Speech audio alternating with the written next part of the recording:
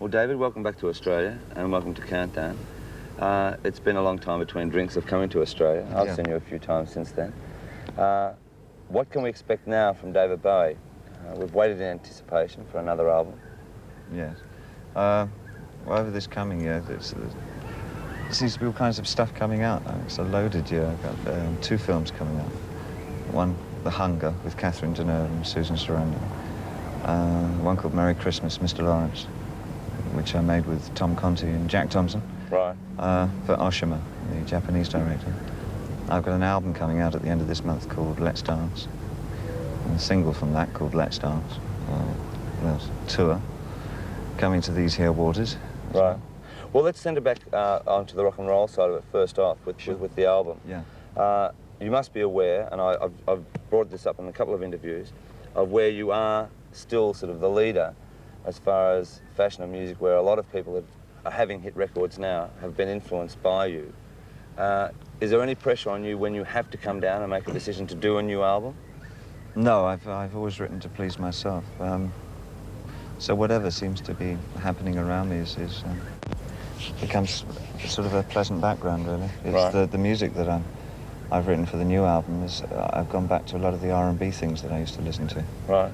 Well, I mean, I've heard a couple of the tracks, yeah. And I look at it sort of, if you have to put it into categories, which I guess journalists do, of saying that it's, to me, very New York. Yes, it is. And with Niall as the producer, obviously had a fair amount of influence on it. Yeah. Did New York have an influence on you writing the songs? Yeah, I mean, I wanted specifically an R&B kind of sound. The best place would either have been Chicago or Detroit or New York. And as most of the musician friends that I work with live in New York, I settled on that. Now, the title track is called Let's Dance, which is a very danceable track. Yeah. When and where did you write that? Again, in fact, lyrically, the thing has a lot more to do with Heroes than it has to do with a disco lyric song.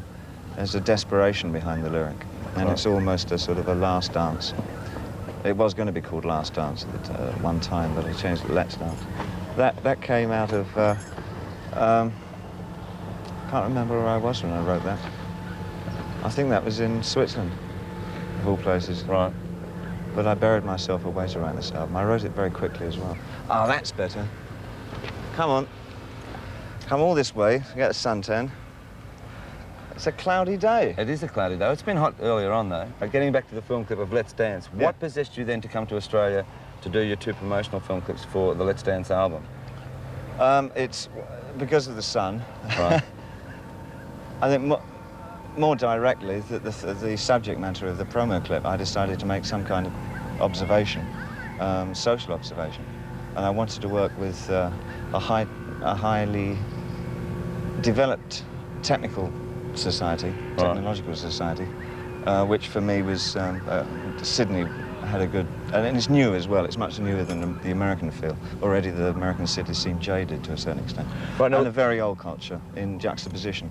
Well, you've done China Girl out here. Yeah. And you've also done Let's Dance. So what can we expect, not knowing, I've heard the track, but not knowing what vision we can look forward to? I think it's a lot more straightforward than anything I've done for a long time. It's not so concerned with juxtaposing surreal images together.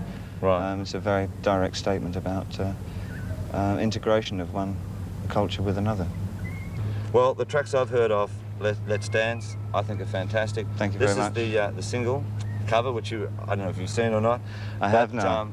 Congratulations. Thank you. And I think the China Girl should be the second single. Thanks. Very good.